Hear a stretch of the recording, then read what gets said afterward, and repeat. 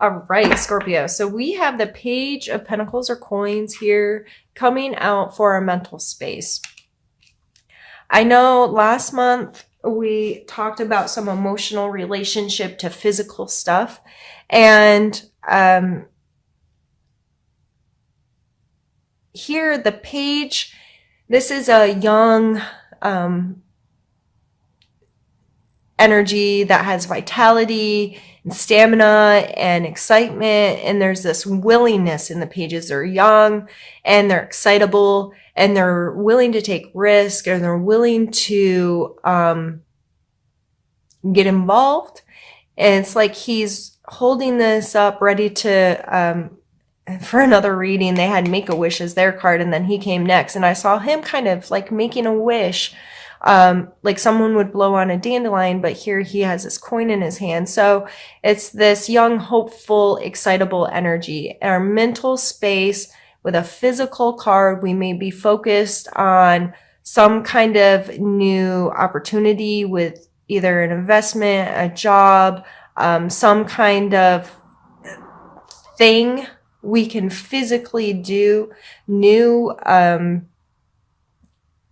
a new diet, a new eating plan, a new home. I mean, you name it. This is just, this person is excited about something new in their physical world, and they have an energy that is high to get involved or create this thing. I will say, in association to this card, they say if you're starting a new habit, during your birthday, that's better than most people do it at the beginning of the year, right? And that really works for some, and maybe the camaraderie of a lot of people getting involved in new things helps with that. But doing it during your sun time is actually a really good time for us to start a new habit. Around our birthday, that was, 38 years ago, I was 24 hours old. You know what I mean? So I was my first experiences as a human, and something about that, and our bodies and the patterns that happen in our life. So if you are doing something new in your physical world, this could be a new schedule, a new budget, a new meal plan, you name it. But it may be really good for you right now to get that ball rolling, so it's something that could really stick with you. Coming in your physical space, we have the Seven of Wands. I believe we had this card last month too.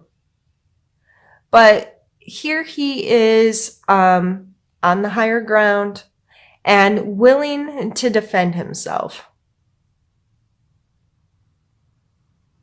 In your physical space, you might feel like you're under attack. You might feel like you're getting a little overwhelmed. You may feel like things just aren't working right. I would be very mindful of any conflicts coming your way. How are you responding to people? How are you dealing with this? Are you willing to take the high ground? Are you the one on the offense, or are you going to let that kind of stuff play out and only get involved if it comes from a defensive space? And going back to this, if you want more love in your life, you got to put it out into the world. So any of these things with conflict, I see him like, I'm up here. I'm out of it, right? I'm going to try to keep my composure, and I'm going to focus on only what is mine. It's like he's on this tiny little piece of land and he's like, nope, this is mine, and I will defend this. I'd be very mindful of those conflicts in your life, what you're putting out there. I wouldn't be the one to lash out. I wouldn't be the one to strike first. I would try to have when I say higher ground, having a removed perspective may help deal with some of these things. I think we're going to get more of what that may mean when we do the second half of the reading. So I think I'm going to pause there for now, and we'll come back to it later. For emotional space, we have the 9 of coins. Again, we had the queen there last time, I believe. So still very focused on our physical space. And for some of us, that may mean that we have to deal with that stuff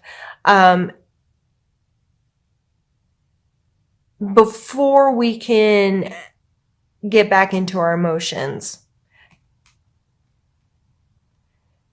So she feels very comfortable in her space. She's obviously put a lot of time and effort and work, and she has created a really beautiful garden for herself that she seems to be very much enjoying. So emotionally, we may feel like, okay, we've really put in the work here. And you may be feeling really, really good about yourself.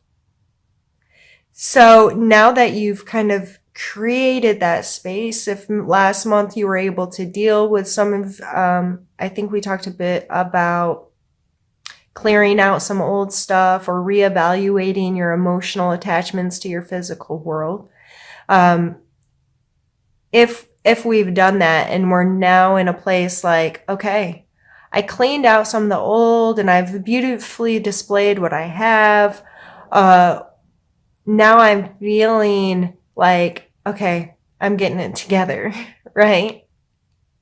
And that these two things in combination, the page and the 9 here in our mental and our emotional space, I think that is like just that we matured just a little bit more there. We were able to pull it up a notch, and it helped us find security within ourselves, where it's helping us get more stable in our physical world. So we could then put that stuff down if you were able to reorganize your home or clean up your budget a little bit, deal with your physical world in whatever way if it had gotten out of hand, because I understand that my physical world's kind of been a mess because we've had a lot going on, and not only a lot going on in our physical world, but I dealt with a lot of the emotional stuff we talked about last month with dealing with some grief and letting things go. And so I'm there with you, and I feel this, that, you know, the more we can get our world, our physical world running in a smoother order, it frees up the ability to connect with people, because we feel like, okay, I've cleaned things up, I've organized, I feel on top of stuff. It gives you a sense of control. A lot of times it can give us just, I said security already, but it does. It can help us feel more secure. And the more secure we feel in that physical space, the more likely we can then connect on emotional levels with people. Our spiritual space, we have the Moon card. And this is one of my favorite cards. Healing Moon Tarot, you know, makes sense. And spiritually, this may be calling on our intuition. It is our birthday time, and we are Scorpios who are extremely intuitive anyway. This is represented here in us maybe listening to that a little bit more, being a little bit more aware of it, spending time processing it, spending time looking for it. If you do feel you are intuitive in some way, what is your relationship to that? Does it make you comfortable or uncomfortable? Because I know from experience that it can make us feel uncomfortable. Sometimes it's like, why do I know that? Or why do I feel that way? Why is that my response to this situation? I personally recently woke up in the middle of the night and got in my car and drove somewhere because I knew something bad was happening. I hadn't spoken to anyone. I didn't have any reference.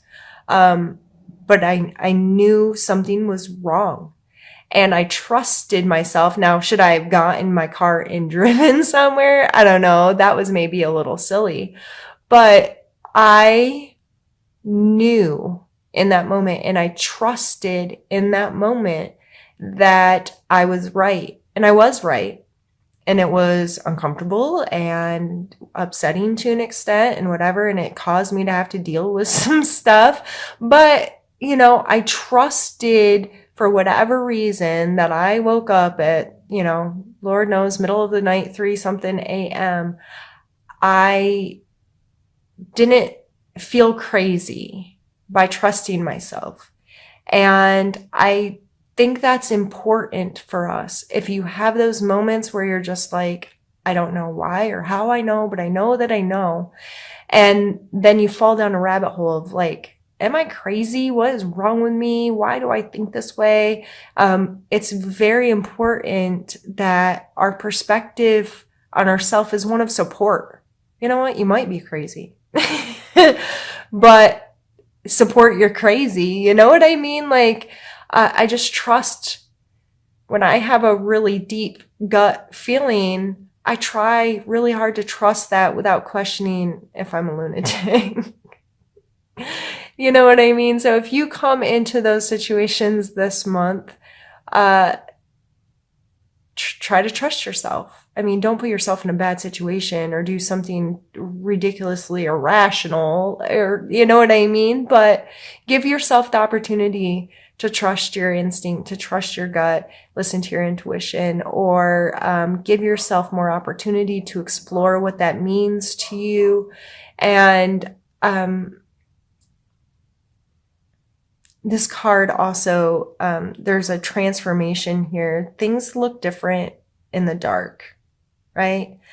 And it's the same light source that we get all day from the sun. It's just arriving to us in a different way. And it's amazing the feelings that are associated with the dark versus the light, all of the old tales of whatever, werewolves and vampires and all this, it all has to do with the night and our shadows. And this can bring up some shadow work within us, those deep, dark recesses of ourselves that are scary or that we don't want to admit or we don't want to allow. If any of that's kind of pulled up for you this month, I'd be mindful of paying attention to it. You may want to look up what shadow work means. There's some, people out in the world that talk about this, and from more of a psychological or spiritual standpoint of what that means and how to deal with some of those things. It can be really heavy work. It can be really exhausting work. I find it beneficial within myself, but I'm careful about when I dive into that because I can get really hard on myself, or it can emotionally really drain me.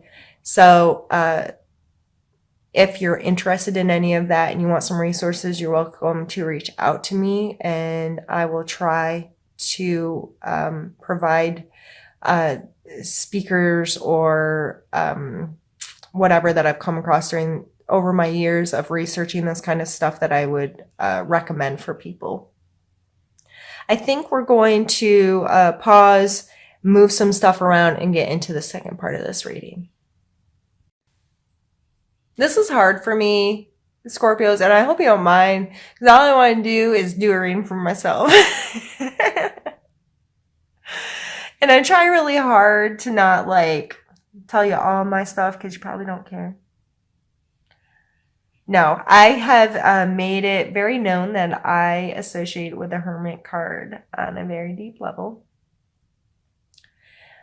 And in general, the Hermit is all about taking, to me, it's about taking our experiences that we have in the world, all the thoughts, ideas, opinions, information in general that we soak up all day long from all the people and stuff that we do, and then allowing time to be alone. And understanding there's a difference between being alone and being lonely. I don't see the hermit as lonely. I see the hermit as someone who's able to be alone and who is able to digest the world, if you will, and come back to what aligns with him. He takes in all this information, weighs it all out, and is able to connect with who he is, how he feels about everything, what his perspective based on his experiences are. And so this coming for a challenge as someone who associates deeply with this card, and I feel a lot of my Scorpio friends do. We may just not be in a place this month where it's best for us to be there. You know what I mean? That we may not get our alone time that we usually do. We may not get to turn off as much. Holidays are coming up and different things. And there's going to be lots of opportunities to interact with people and enjoy the festivities going through November and December. So it may be hard for you to find that time. It may be hard for you to digest all of what you're taking in and be aligned with your perspective, your opinions. Let's pull some more cards. Let's pull what?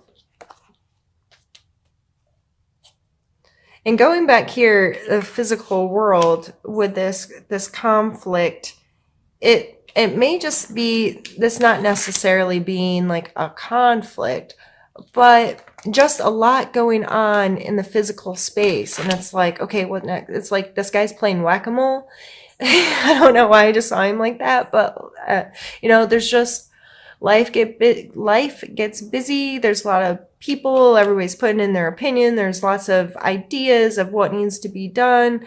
And it may just be not necessarily a conflict, but it could feel that way. It could feel like you're under attack, but you're really just playing whack-a-mole and trying to get through all of this stuff. And so that's why I'm feeling my friends don't want to hear that. And one of my best friends calls me the Queen of Swords. She wanted me to be the Queen of Swords for Halloween. The Queen of Swords is logical and honest and just and fair, and she's the Queen of Air. And depending on your other placements in your sign, I myself, and my moon is Virgo and my ascending is Gemini. So I'm a complicated mess. And I'm very much those right brain, left brain kind of tests. I'm typically straight down the center, and it can be really hard for people to deal with me sometimes because I can be brutally honest to a fault. And because of my emotional awareness and how I tie things emotionally to everything and I recognize patterns, I can be very mean without meaning to be mean. It's like I know how to really hurt someone unintentionally because I'm very good at kind of picking people apart, knowing their weaknesses, so on and so forth. So this is coming out in a strengths card. So let's not talk about all the negatives of it and try to focus on the positives.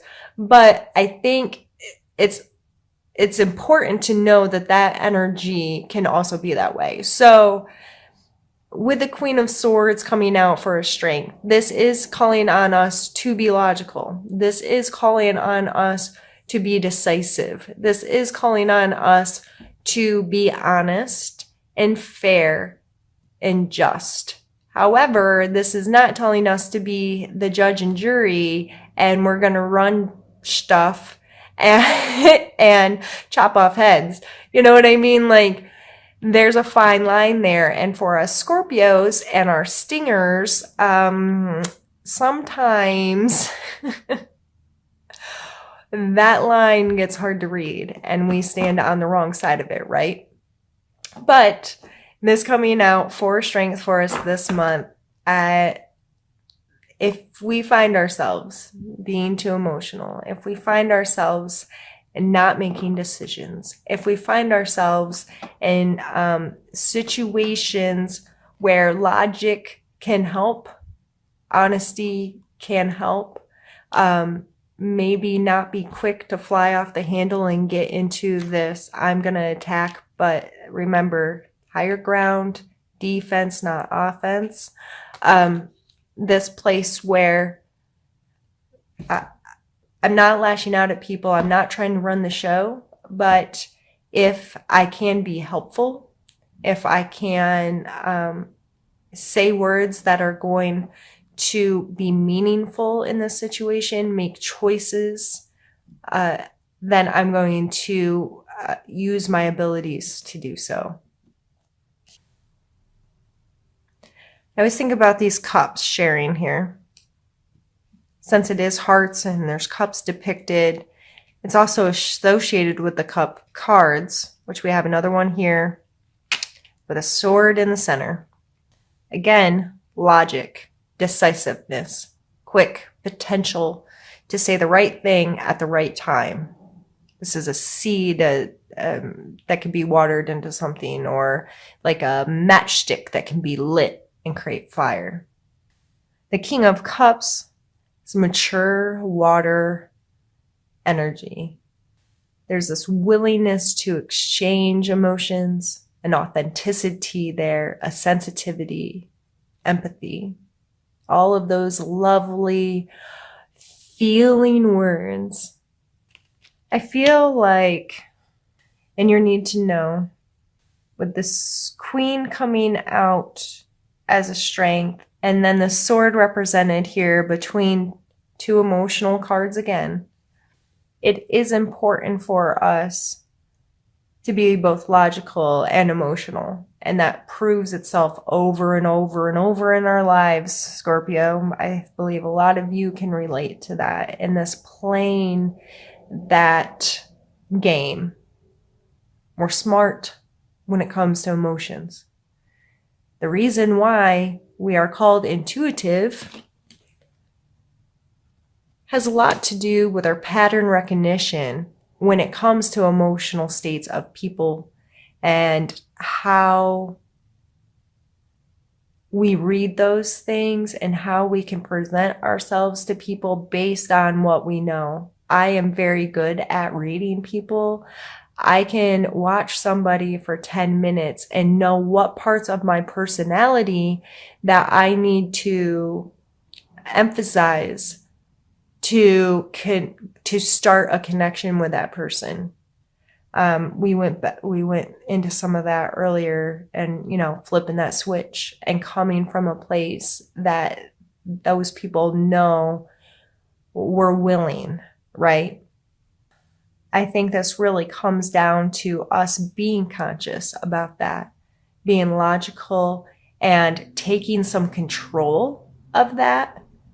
I have control over this. I can control how I'm presenting myself. I can control turning that switch on. I can control the understanding that I can't just expect it to show up, and if I'm not willing to make it a conscious effort of mine.